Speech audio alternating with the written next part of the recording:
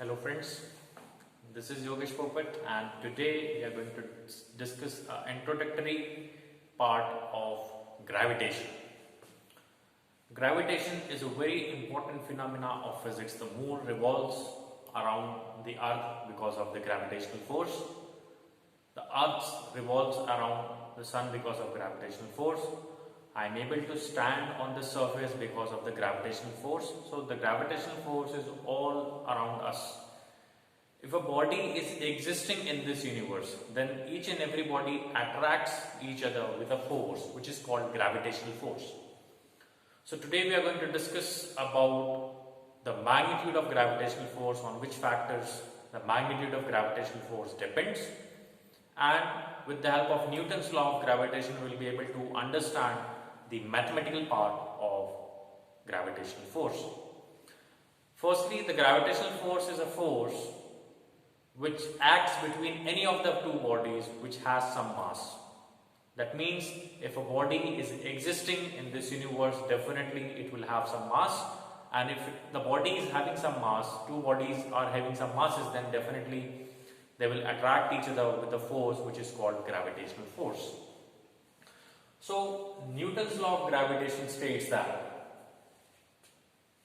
if there are two masses, suppose here I have kept two bodies A and B separated with a distance r.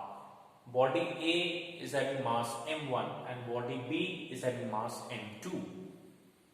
So the gravitational force between two bodies will be directly proportional to the product of the masses. That means Fg I have written here as a gravitational force. You can simply write F also. So Fg is directly proportional to the product of their masses, and Fg, that is gravitational force, will be inversely proportional to the square of the separation between them, or square of the distance between them.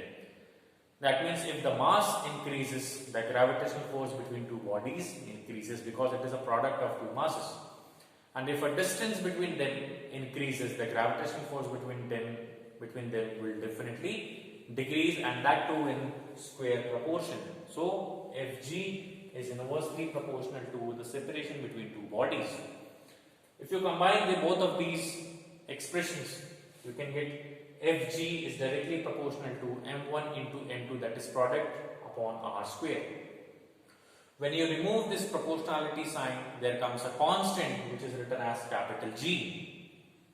This capital G is also referred as universal gravitational constant, and its value is G is equals to 6.67 10 to the power minus 11. But we need to find out the unit also for capital G. So how will you calculate the unit for capital G? From this formula, if you can write here, G is equals to capital G can be written as Fg into r squared upon m1 into m2. So if you put the SI units of all the respective terms, Fg is a force, so SI unit will be Newton. R is the distance, so SI unit will be meter. It is a square, so this will be meter square. Upon m1 into m2, that is both are masses, so kg into kg. SI unit for mass is kg, so this will be kg square. So the SI unit for capital G we got Newton meter square per kg square. So this is the SI unit for universal gravitation constant, that is capital G. So this is all about the Newton's law of gravitation. We have found the magnitude of the gravitational force. Maybe in the next class we will have a discussion on the direction of the force, because force is a vector quantity. So we need to find out the magnitude as well as the direction of gravitational force. So gravitational force is the attractive force between two bodies. It is directly proportional to the product of their masses and inversely proportional to the square of the distance between them.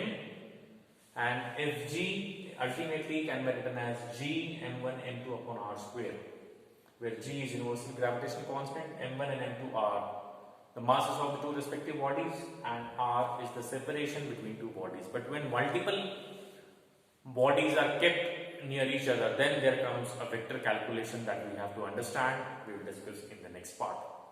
Thank you so much. See you in the next class.